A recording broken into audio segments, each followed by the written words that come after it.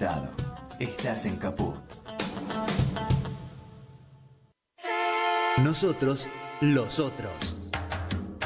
Un espacio de resistencia contra la discriminación, la xenofobia y la desigualdad. Si las palabras migran su significado, si nos exilian en nuestra propia casa, si la piel rechaza y el color separa, si los dioses discuten sus razones, si los géneros se sacralizan y los sexos no encajan, entonces simplemente seremos otros. Nosotros, los otros. Conducen Larry Levy en Radio Caput.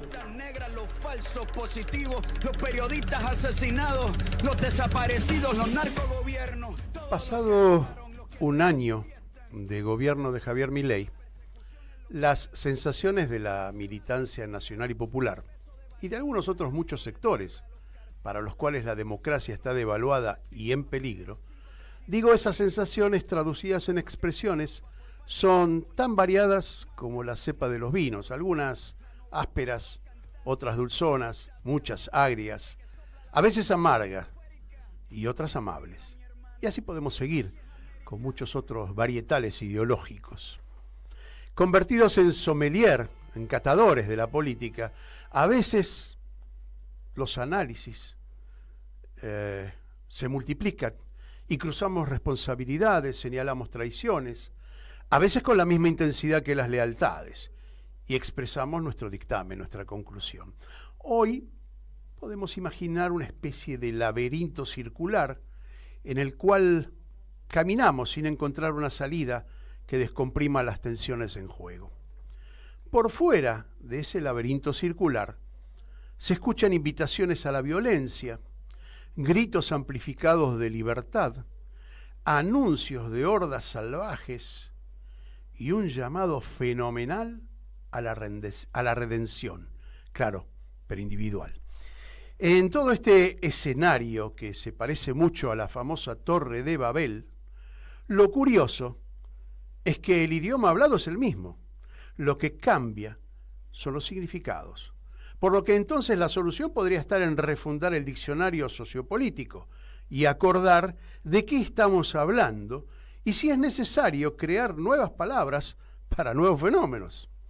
Una especie de nuevo contrato social, sin letra chica, en la que el lunfardo político deje de ser el lenguaje exclusivo de los arrabales intelectuales.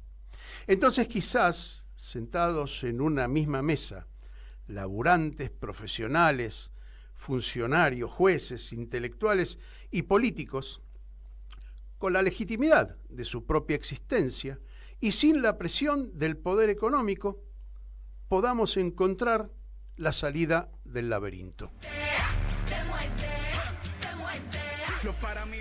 Bueno, para hablar de todos estos conceptos, invitamos a alguien que ya vino 2 veces, que es casi un amigo, y que me fui a fijar en el archivo de Nosotros los Otros.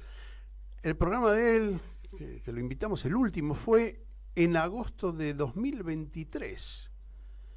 Y Daniel Feierstein, de él estoy hablando. ¿Cómo estás, Daniel? ¿Cómo va, Larry? Gracias por venir. Buenas tardes. Daniel anticipó lo que iba a ocurrir. Dijo 2 cosas que fueron fundamentales y que ocurrieron. Con esta inflación y con esta inseguridad no podemos ganar, no dijo nunca, pero dijo va a ser difícil ganar y creo que se anticipó a lo que vino después. Y lo relaciono también, Daniel, seguramente vas a acordar conmigo. Martín Coan estuvo en la inauguración de la temporada 2023 también y dijo, no se puede vivir cancelando al otro. Estábamos hablando de ese otro que es casi compañero, ¿no? No estamos hablando de no cancelar la locura como la de Milei, estamos hablando de cancelar entre pares, ¿no? Y otra definición que me gustó, y con esa sí abrimos esta temporada que vos cerrás hoy, con Ricardo Aronskin, hablando de la profunda ignorancia de nuestra clase empresarial. creo que todo lo que dije hasta ahora, de algún modo, no lo digo yo, lo dijeron ustedes que son hombres de la academia, lo podemos concatenar, lo podemos relacionar. ¿Cómo viviste la derrota? A ver, por un lado, uno justamente al verla venir, yo diría no solo, porque yo tengo esta cosa extraña, ¿no? De que no me he sentido nunca parte de la experiencia anterior. Sí, obviamente he acompañado algunas cosas, digamos, ¿no? Pero hay un proceso que se veía venir hace rato. No sé, el libro mío, La construcción del enano fascista, es un libro que se publicó en el 19, que se escribió entre el 17 y el 18, de procesos que se veían venir.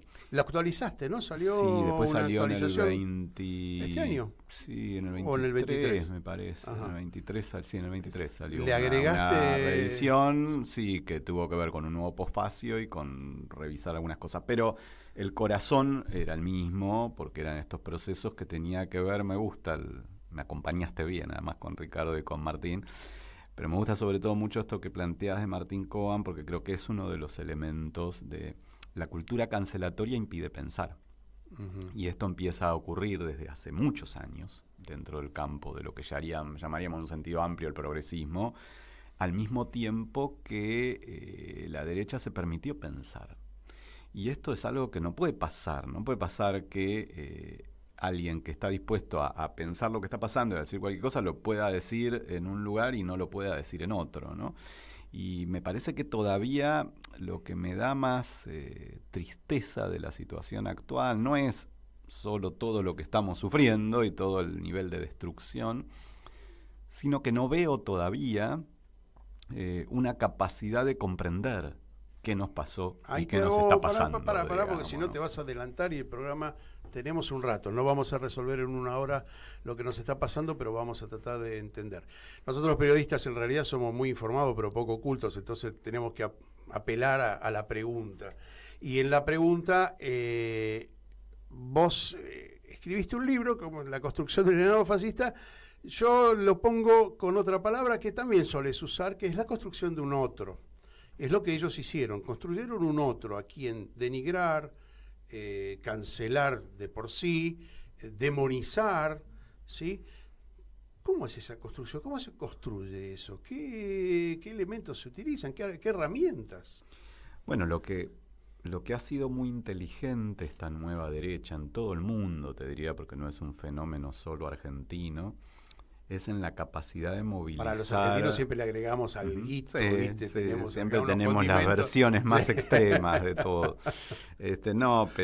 O las más enloquecidas, ¿no? Pero, digo, el proceso tiene que ver con una tremenda habilidad para manipular nuestras peores emociones. Y siempre digo nuestras, porque si no uno pareciera como que el problema siempre está en el otro, digamos, ¿no? Y no, justamente estamos involucrados en esa situación de que se ha manipulado emociones como el resentimiento particularmente, no solo el odio, el resentimiento, la envidia, pero que siempre maduran en contextos de mucho sufrimiento. Y entonces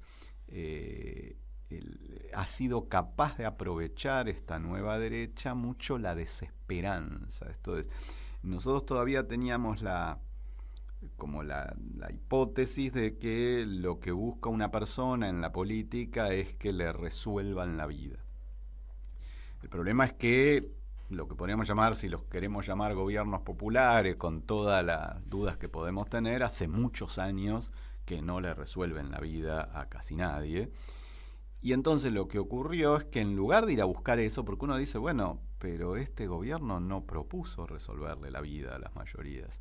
Y efectivamente no. Lo que propuso es otra cosa, que es igualmente potente si uno está desesperanzado, que es, no te voy a resolver la vida, pero se la voy a joder al que te esos otros, claro, al que te causó incomodidad. Y no, al que te voy a explicar que te jodió, que no es necesariamente el que te jodió, pero es esta habilidad de que resulta que el privilegiado no es el multimillonario, sino el laburante formal, digamos, ¿no? Generar ese quiebre, el laburante estatal, el laburante formal, el que tiene un aguinaldo, eso sería un privilegio.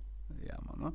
Mientras que radicarse en Uruguay y no pagar impuestos no es un privilegio, digamos, ¿no? Esa es la mía. Es el ¿no? es el producto de mi trabajo, es decir, Exacto. no del trabajo conjunto. Bueno, hay una apelación a lo individual, hay una demonización de lo colectivo, pero es que se contrapone con la realidad, porque en el fondo, cuando uno va a hacer una compra, cuando uno va a buscar el remedio, está en una actitud de contacto con otros, es un contacto colectivo. Han logrado una batería ahora se llama fake news, es introducir una mentira colectiva, una mentira amplificada por los medios, y convertirla en una realidad.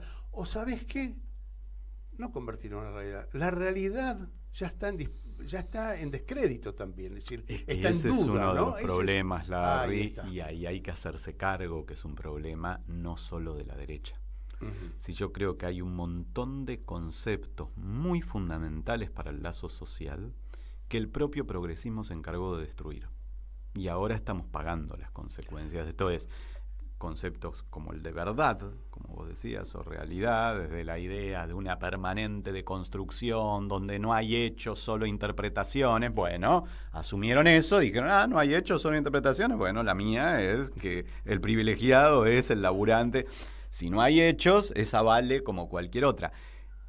Eso por un lado, y por otro lado también otras nociones. Yo creo que hemos abandonado nociones importantes, la de mérito, por ejemplo, en toda esa estructura de la condena a la meritocracia. El mérito, históricamente, había sido la manera de combatir la estamentalidad, la manera de combatir la herencia, la manera de combatir el poder del dinero. En el mérito se conjugan talento y sacrificio. Y esto es algo muy progresista. Renegar del mérito. Vos viniste acá es en muy una complejo. invitación junto, porque creo que un programa anterior al que te mencioné, estuviste acá con Yo estuve una vez con Rubén Dri. Rubén Dri. Con Rubén Dri. Y él fue el que dijo el mito del sacrificio. Ahí vos sabés que me quedó muy marcado. Y te lo pregunto porque estás apelando a la cuestión del sacrificio, el esfuerzo. Él dijo, estuvimos en el Edén, en el paraíso, con todo resuelto, y como alguien se equivocó, la condena fue anda a trabajar. Lo dijo en esos términos. Entonces dice, el trabajo no es salud, el trabajo no es lo que los poderosos quieren que represente para que el laburante siga laburando, no es un estímulo, sino es una condena. Es decir, hay algo ahí. Yo ahí no coincido con Rubén. Yo no coincido con Rubén en el sentido que creo que no, que efectivamente la idea, si querés, más peronista, podríamos decir, raro decirle a Rubén cuando él es mucho más peronista que yo, pero digo, la idea que el trabajo dignifica. No, sí, digamos, creo que él hizo una exageración, una analogía para decir, ojo, no pongamos el esfuerzo mal valorado como castigo, pongámoslo como corresponde. Trabajemos para lo necesario. Sí, pero lo que yo decía es otra cosa, por eso digo que no me gusta ese camino hoy, porque todas las realidades cobran sentido en relación con qué disputan, en qué contexto se expresan, y me parece que justamente haber abandonado esa lógica de darle un significado y un valor al esfuerzo, así como al talento, ha ido contra nosotros. Porque vos fíjate que, por ejemplo, en este resentimiento de muchos de los miembros del gobierno actual contra la universidad pública, hay un producto de la falta de talento y de esfuerzo. El odio a la universidad pública es porque muchos de ellos hubiesen querido ir a la universidad pública y no entraron, no lograron aprobar, Porque hacer no el tenían sacrificio, talento. las dos cosas, Ajá. o el talento o el esfuerzo, para poder recorrer un espacio que justamente permite, es universal, permite el acceso al conjunto de la hacerte la población, pregunta, porque pero requiere ahora ese yo hago el esfuerzo. esfuerzo y no tengo talento. ¿Dónde encontramos ahí entonces el equilibrio? Porque hay un montón de gente, qué sé yo, tipo que se rompe. Bueno, es que muchas veces el talento se compensa, o sea, la dificultad para el talento se compensa con esfuerzo. Y por eso digo que ahí hay un problema en no haber visto que eso tenía un componente interesante, tenía un componente muy valorable para el lazo social. Y haberlo abandonado en toda esa estructura de la condena a la meritocracia terminó regalándole eso a la derecha. Y entonces la derecha convoca, por decirte algo que es exactamente lo contrario de lo que pasaba en los 80 o en los 90 o incluso en los primeros 2000, que hoy vos tenés en los ámbitos escolares, que los pibes fascinados, identificados con esta nueva derecha, no son los peores estudiantes, son los mejores estudiantes. Eso nos está mostrando algo a lo que le tenemos que prestar atención.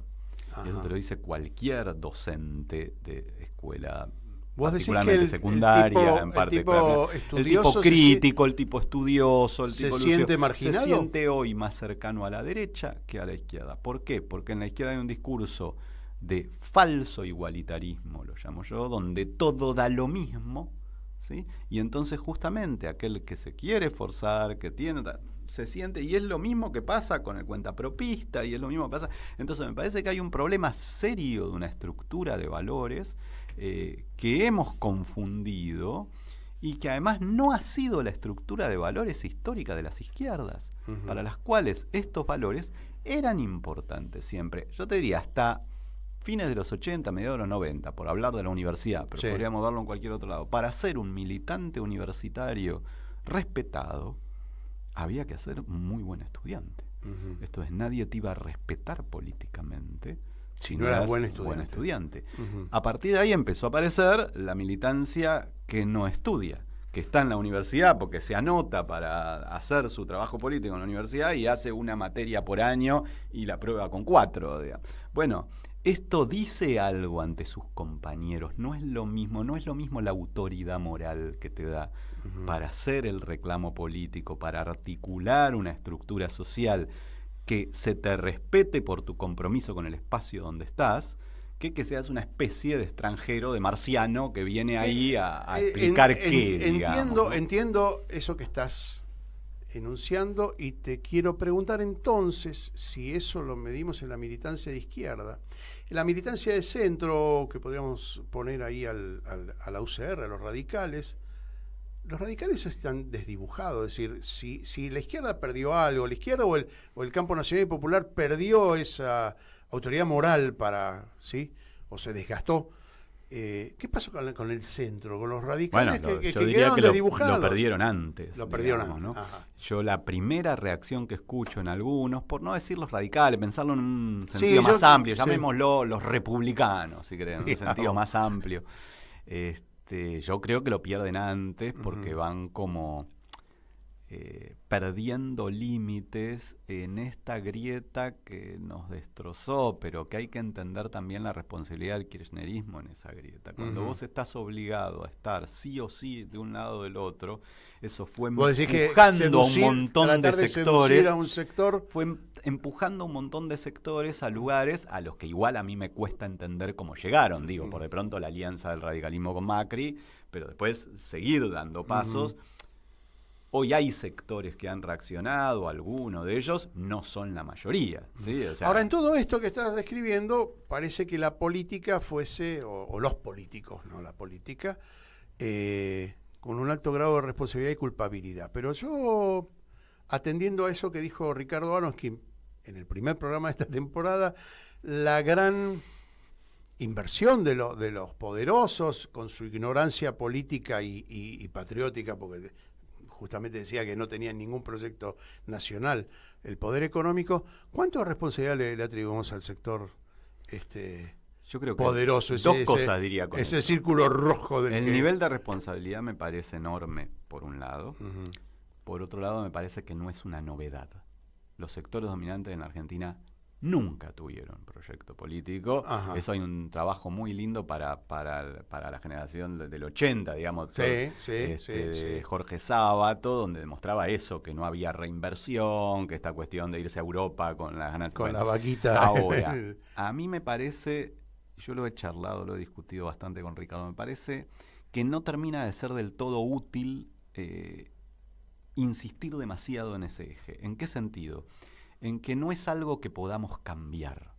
O sea, es una variable de la realidad, hay que conocerla, pero luego lo que podemos cambiar es más bien lo que hacemos nosotros. Ahora, y por eso yo insisto déjame tanto que te haga una en pregunta. eso. Bueno, yo digamos, ¿no? insisto en algo que, no sé, seguramente no vas a estar de acuerdo, pero digo, el poder de corrupción, cuando hablamos de la corrupción política y ese tema que nos ocupa gran parte del discurso público, ¿no? Hoy en día, la corrupción.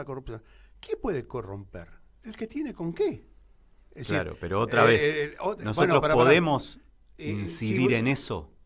Sí, claro que sí. En que el otro corrompa. Si yo con vos acuerdo que las reglas del juego son estas que ponemos sobre la mesa y no nos vamos a dejar corromper, porque si no, finalmente estamos haciendo las leyes para ellos.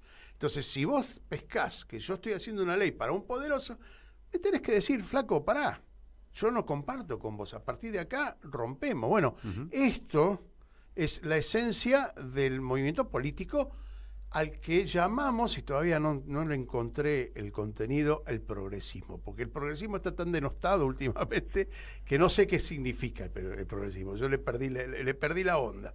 Pero digo, bueno, estás haciendo un relato de la realidad muy interesante, muy crudo, ¿no? Para reconocer.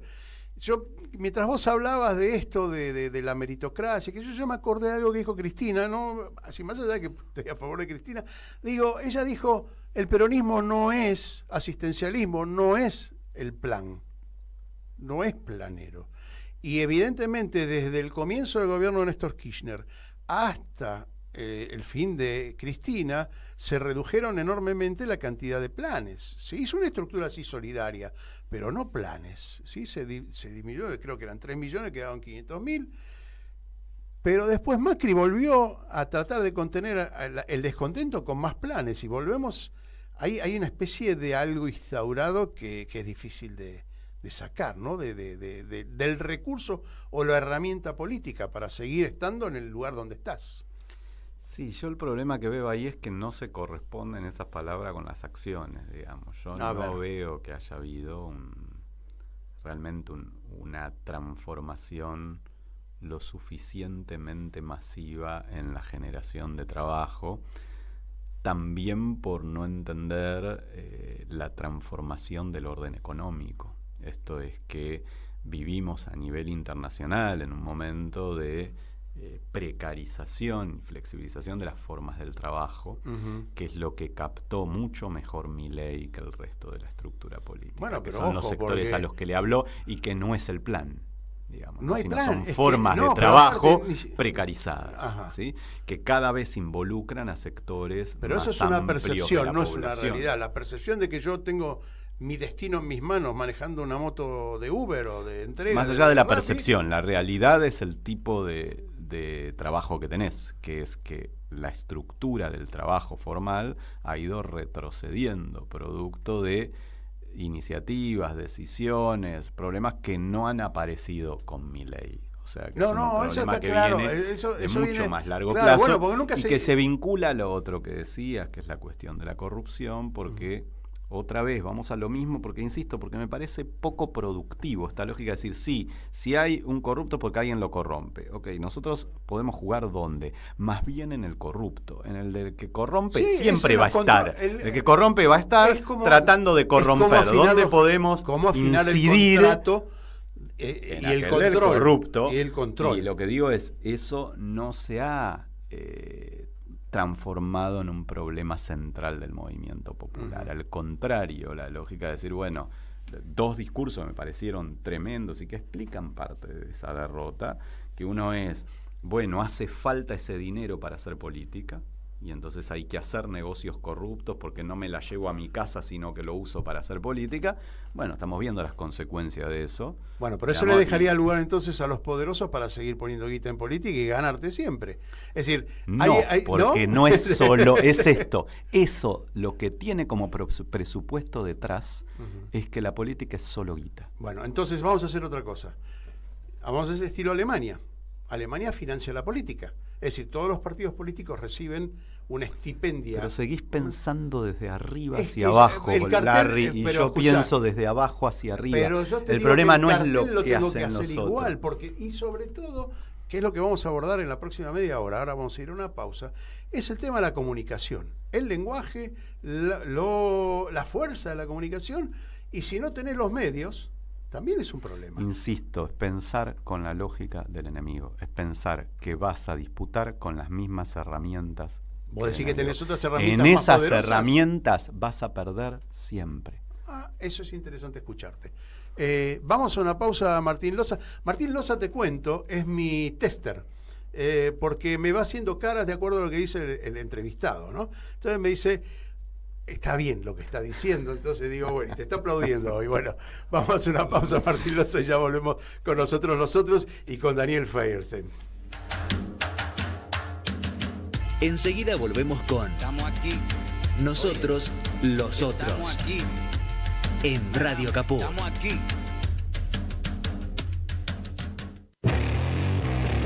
Mandanos un WhatsApp. Mandanos zaraza y noticias.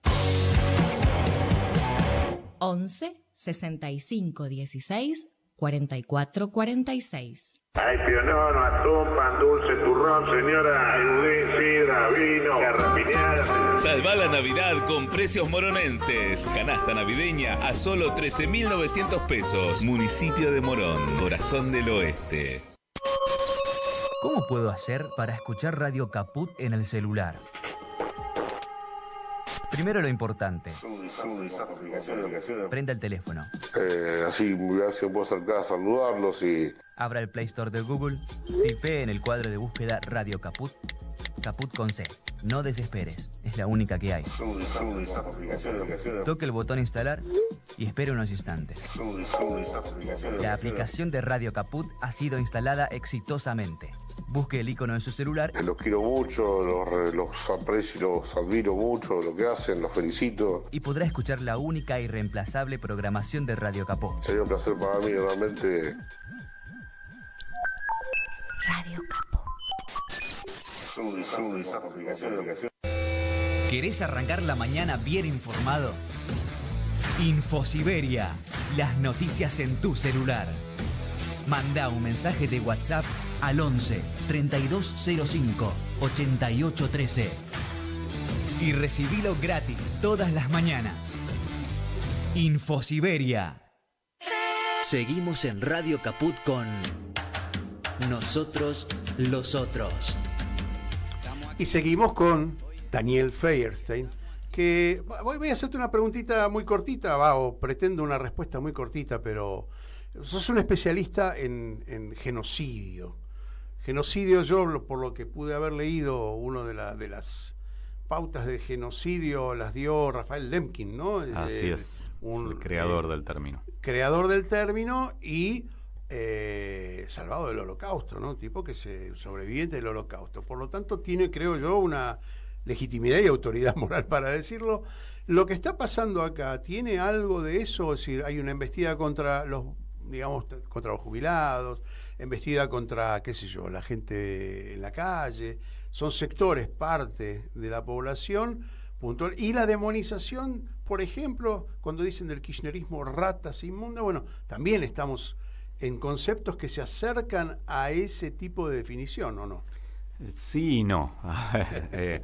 En principio te diría, la característica del genocidio es la búsqueda de la transformación de la identidad de los oprimidos, y en ese sentido uno diría, bueno, hay una búsqueda, pero esa búsqueda en el genocidio se hace a través de una estructura de terror, a través de un diseño, un conjunto de campos de concentración. Y armar a las fuerzas de seguridad. Yo creo que no hay que poner en equivalencia. No, porque si no le bajamos el precio y no logramos entender lo que implica un proceso genocida. Lo que no quiere decir que no haya procesos de estigmatización, como vos decías, de tratar de ratas, cucarachas, digamos, que son los primeros momentos de conformación de la posibilidad de un genocidio. Bueno, en toda sociedad. Yo espero que no lo aciertes como en el 2023. No, yo creo que espero que no lo aciertes como no depende de la bola de cristal, sino depende también de lo que cada uno haga, digamos. Bueno, antes de irnos a la pausa te planteé uno de los temas que me parece importantes en todo esto, que es la comunicación, ¿no? Hay varios aspectos. Una cosa es la comunicación periodística, todo el sistema. las nuevas formas de comunicación, las nuevas formas de recepción, porque hay que pensar en los pibes que están recibiendo información. Hablábamos con Martín Loza, que es mi asesor, los mensajes de 1 minuto, los mensajes de 30 segundos, la parcialización y la fragmentación de la información, condicionan, por supuesto, las respuestas públicas, ¿no?, de la sociedad. Sí, pero para mí el problema es otro, insisto. Yo siempre en lo mismo que te decía antes del corte, que es, vamos a mirar las variables que cambiaron o vamos a mirar lo que hacemos nosotros. Entonces yo diría, el problema es que no estamos en TikTok o no sabemos hablar en 1 minuto, o el problema es que no tenemos conceptos que los pibes puedan bajar a TikTok. Y te diría otro problema de la comunicación. Ahí estás poniendo en una disyuntiva interesante, porque las dos cosas pueden pasar. Sí, lo que pasa es que pibes que te lo bajen a TikTok vas a tener siempre. El problema es Contenido, que te bajan a TikTok. El contenido. Claro. Para mí el problema comunicacional es mucho más de contenido que de forma. Que es en TikTok, en un libro, en una entrevista periodística, o igual, el problema lo tenemos en todos lados. El problema no es TikTok, el problema es cuál es el discurso que vamos a plantear. Y ahí hay un segundo problema que me decía fuera de aire justo, pero que me parece que se vincula. O sea que todos los programas deberían transmitir el fuera de aire. Sí.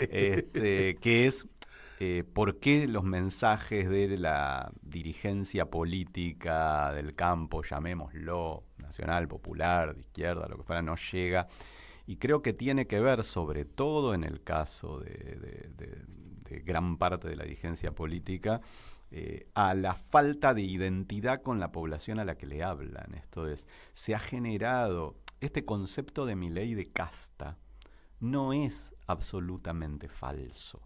Esto es, ha habido una cantidad de gente que ha comenzado a vivir de una manera que es muy distinta a la manera como vive la mayoría de la población. Y ni siquiera saben representar. Tantos años está tan lejos de la mayoría de la población que realmente le cuesta percibir. Entonces, no solo le cuesta percibir cómo vive, qué problemas tiene, sino que hasta le cuesta percibir cómo habla. Entonces, claro, no llega, ¿por qué? Porque está metido en su pequeño micromundo en el cual lo importante es lo que dijo la Corte Suprema sobre la causa de Cristina, y la verdad que eso no es lo importante para la gran mayoría de la población. Es esto, me parece que está quebrada esa relación de representación, porque se ha construido como un grupo de personas que se retroalimenta a sí misma. Digamos, que se hablan, creo que hay una crisis enorme.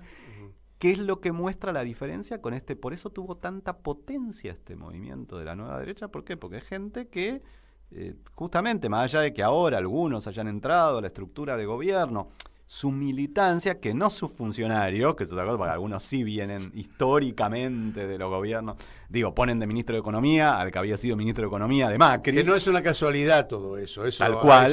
Pero lo que digo es, en mucha de su militancia hay mucha más cercanía e identificación con un proceso de surgimiento real de liderazgo en los distintos espacios donde se encuentran. Eso a nosotros, yo diría en general, al campo popular se lo ha obstaculizado bastante. ¿Sí? Neutralizarlo significa buscar contenidos que sean seductores a los seductores o es que encontrar, claro, cuáles son para los problemas reales de la mayoría de nuestra población hoy. Bueno, acá vos dijiste, uno de los temas era la seguridad. ¿Qué pasa con la seguridad y el, digamos, pongámosle progresismo, republicanismo, nacional y popular, poner lo que quieran? Sabemos que hay un lugar desde el centro hacia la izquierda que se muestra sensible, que tiene principios, entre comillas lo digo, porque están ausentes en este momento, pero tienen principios. Por lo menos en el enunciado está. ¿Cómo se resuelve? Es uno de los eso? problemas que decía Martín Cohen con la cultura cancelatoria, que es no querer aceptar que hay problemas que tenemos que poner sobre la mesa. Y entonces, son problemas que, fíjate qué loco, ¿no? Porque el marxismo clásico, Revolución Rusa, incluso Revolución Cubana, si querés, lo tenía recontra claro. Si hay algo que no era garantista. Digamos, ¿no? Uno lo puede cuestionar, era exageradamente punitivista, pero tenía claro que el delito, la criminalidad común afecta sobre todo a los sectores populares. y que por lo tanto el discurso de tenemos que entender que hay un motivo por el cual, cosa que es cierto, ¿sí? Hay un motivo por el cual termina dedicándose a la criminalidad. Hay algunos marxistas que me dijeron acá, bueno, eso es por la desigualdad, hay que esperar a que... me afanaron ayer, sí, tengo que reponer el teléfono, lo tengo que reponer porque me lo afanaron ayer. Este es el tema, y eso no quiere decir que uno tiene que adherir a la estrategia punitiva. Uno dice, bueno, entonces la única salida es internarlos de por vida en la cárcel o matarlos con un tiro en la cabeza. No, ni hay que convertirse en Bullrich. Pero sí hay que asumir que hay un problema, que uno no puede responder a eso. No, es la criminología mediática, en realidad están exagerando los medios, porque ese es un discurso de sectores medios acomodados que viven en barrios con un nivel de control policial que no es el promedio de nuestra sociedad. Entonces, puede decir, es una exageración mediática, que no tiene que levantarse a laburar en un barrio donde tiene que salir entre varios a la parada de colectivo. Te digo, eso hay que entender que genera un daño, que cuando no hay una propuesta alternativa, que no sea como decir, bueno, eso va a desaparecer el día que se restablezca la justicia. Bueno, y mientras tanto, ¿qué hacemos? Digamos, bueno, yo creo que ha sido uno de los problemas fuertes entre varios problemas del progresismo, no dar respuesta. La inflación es otro, como decíamos, a problemas muy acuciantes de los sectores populares, que además genera mucho enojo, genera mucha bronca, que te ignoren el problema. No solo que no te den respuesta, sino que te digan, eso no es así, que te digan que tenemos la tasa de delincuencia de Noruega o la inflación de Alemania. Recordamos las dos cosas, digamos, esto de la manipulación en su momento del INDEC o la manipulación de las cifras de delitos que generan esta situación, que te están diciendo que vivís en una realidad que no es la que experimentás. No es tu entorno inmediato, que no lo podés medir con tu entorno inmediato. ¿Cómo hacemos para comunicar? Vos hablas de que contenido, pero a ver, está claro que hay medios que se identifican con un sector económico poderoso, hay otro que pretendería identificarse con los más desposeídos o los más vulnerables.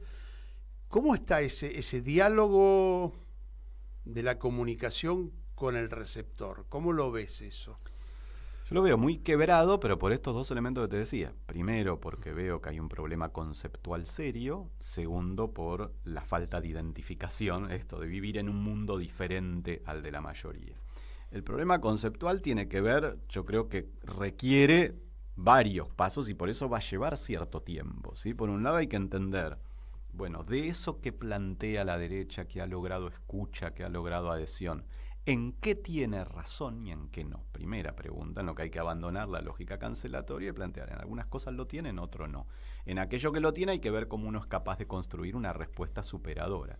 En aquello donde no lo tiene, uno puede retomar ese estigma, decía Goffman, transformarlo en emblema, y entonces esto que decíamos, hay una valoración del individualismo y lo colectivo es lo más despreciado, bueno, como yo disiento con esa valoración, como creo que ahí se equivoca la derecha, como creo que es mucho más potente lo comunitario, la producción colectiva, bueno, uno puede asumir eso y ubicarse en ese lugar, y decir, el colectivismo es lo peor, bueno, para nosotros el colectivismo es nuestra identidad, y vamos a tratar de demostrar, pero si el colectivismo es nuestra identidad, nosotros nos comprometemos por el colectivo, es todo lo contrario de la fiesta de Olivos, uno no puede hacer política si no da el ejemplo. Bueno, no es puede, algo que dijiste que en agosto de 2023, me acuerdo, la foto de Olivos la nombraste también como un elemento disruptivo, molesto. Además porque no es solo la foto de Olivos sino lo condensa lo que significa 150 millones de ejemplos iguales. Exactamente, digamos, ¿no? Exactamente. La reiteración de algo que ocurre en la sociedad a cada rato. Que es lo que aprovechó la derecha, que es, mientras vos sufrís, estos disfrutan. Sí, bueno, eso es lo que hay que romper. Lo trasladaron para hacer una analogía, a ver si me equivoco, pero creo que no, pero es el country al lado de la villa, es decir, es eso lo que se mostró ahí, en esa foto, quedó condensado esa diferencia. Tal cual, pero donde el country se supone que es el dirigente que reivindica a los villeros, digamos, ¿viste? Cuando decís, no, eso no puede ser, porque el discurso de la derecha, ¿cuál es? Cada uno se lo ganó y tenemos tu propuesta que respetarlo, tu propuesta conceptual es no abandonar los principios para seducir a alguien que no sabemos ni cómo va a venir. Bueno, así no fue, siempre, a ver, abriendo esa caja de Pandora, así no fue, porque hay que reconocer, Milei no tenía ninguna posibilidad de acceder a la presidencia de la Nación. Lo que sí iba a ocurrir era que después del desastre del gobierno de Alberto Fernández iba a ganar la derecha, pero no Milei. Milei es la caja de Pandora de juguemos a ver con las grandes brillantes estrategias cómo se divide a la derecha, dándole aire al neofascismo, que así hay una chance de que un gobierno malo pueda sostenerse en el tiempo. Bueno, y se le fue de las manos ese juego como muchas veces, porque la presidencia de Alberto Fernández también fue ese juego de invitemos al conciliador, que en realidad es el que estaba conduciendo las marchas en apoyo de Nisman, pero ahora resulta que es la persona que les propongo para conducir el Estado. Bueno, todos esos juegos de salón, digamos, han demostrado que son antipolítica. Y desconectados de las grandes masas, digamos, desconectados del objeto. Hay por que el cual abandonar la idea de el gran conductor que la tiene clara, y aunque no entendamos por qué hay que seguir lo que dice, que hay que ser capaz de construir de abajo hacia arriba, de poder entender que la política no es ese juego de salón. Bueno, ahora tratando de ser indulgente con la mirada hacia adentro, vamos a mirar un poquito hacia afuera. Vos dijiste al principio, el proceso no es solamente en Argentina, sino a nivel mundial. ¿Cuáles son los criterios que vos ves a nivel mundial que están triunfando o llegando al ejercicio del poder, más allá del poder real, ¿no? Que ya lo conocemos, que hay un cambio entre trabajo, poder o finanzas y capital? En el medio está el trabajo y alguien que se apodera de la renta del trabajo, que no necesariamente es el industrial, sino es el financista.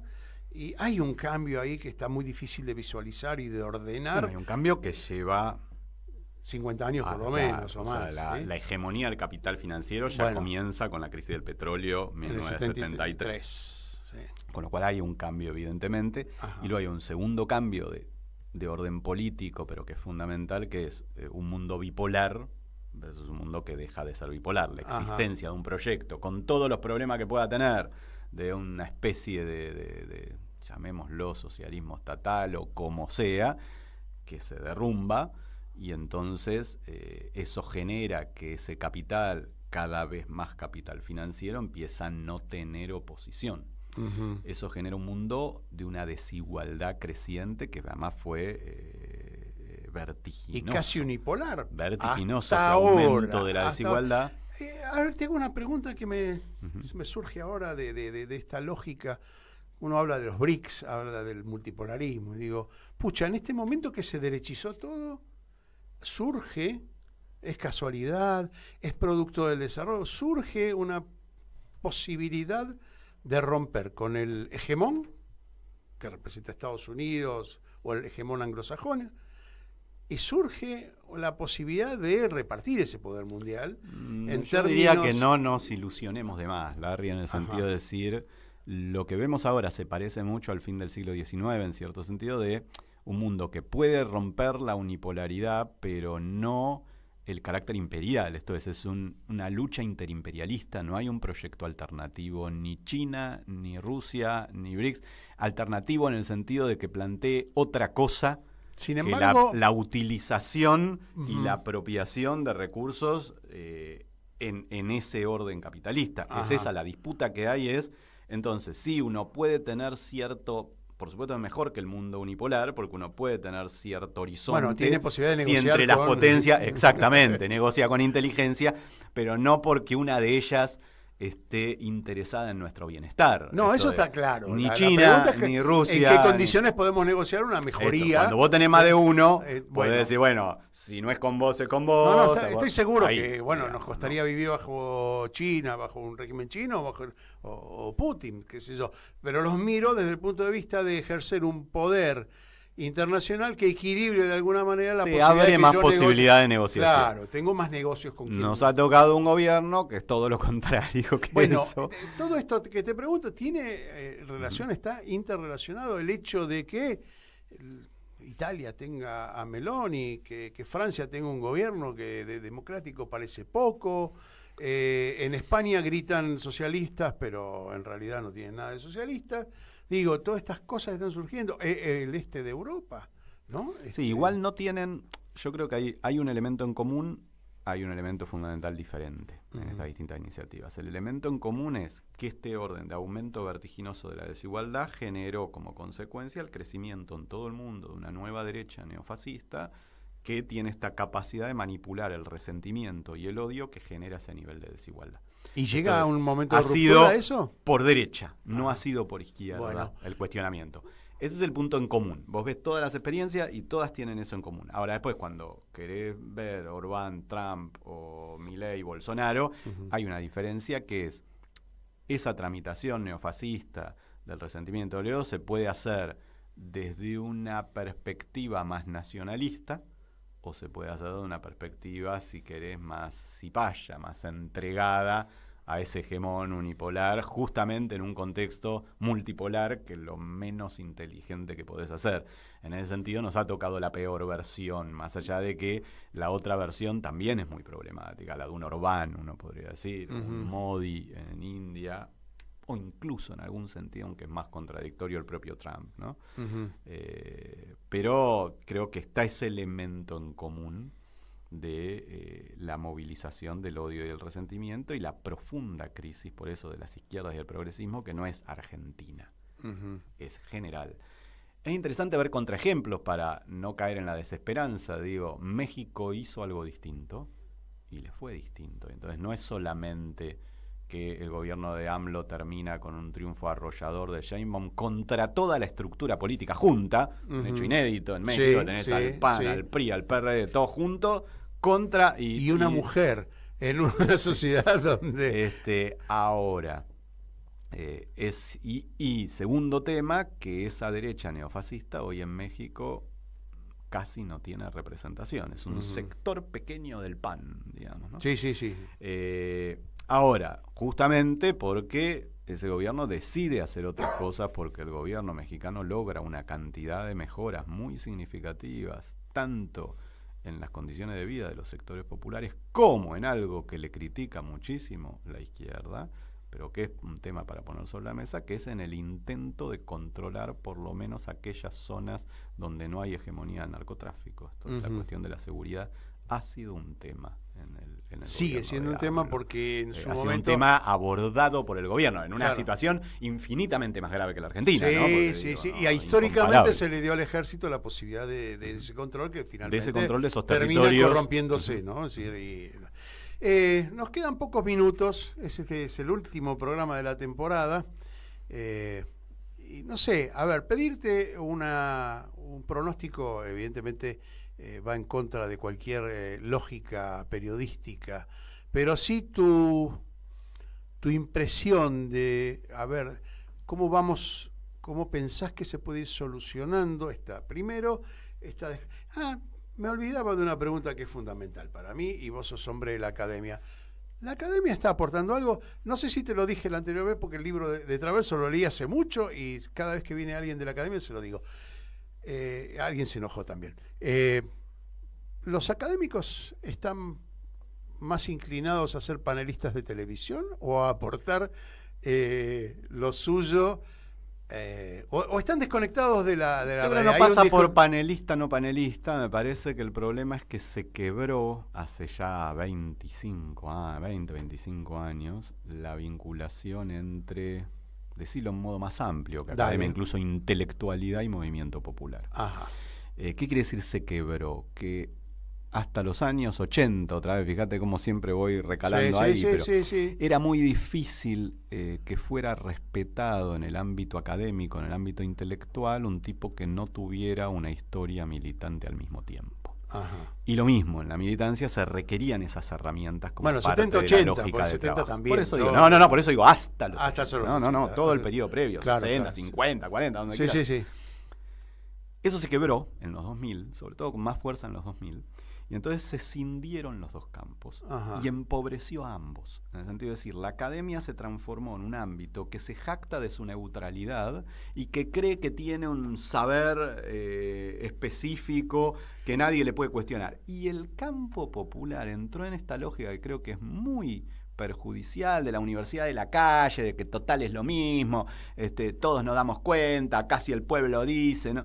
Y me parece que las dos cosas han sido empobrecedoras y se ha cada vez fragmentado más esos dos campos, ¿no? Uh-huh. Y creo que justamente la potencia en general en los procesos de cambio, en los procesos revolucionarios, la potencia siempre estuvo en esa articulación. ¿Y cómo se reconstruye? Eso que Gramsci planteaba el intelectual diálogo orgánico. Claro. Digamos, ¿no? ¿Y cómo se reconstruye ese diálogo? Bueno, yo creo que hay que reconstruirlo desde los dos lados. Siempre me parece más fácil desde el campo popular. En el sentido de decir, siempre me parece más fácil que los movimientos sociales, los sindicatos, los espacios de participación puedan proponerse pensar estos problemas y crear sus propios intelectuales o invitar a quienes quieran a participar de eso, que lo vaya a hacer la universidad, que creo que ha entrado en un ciclo donde eso es posible que se sume si la convocan, es muy difícil que sea la que lo genere, ¿sí?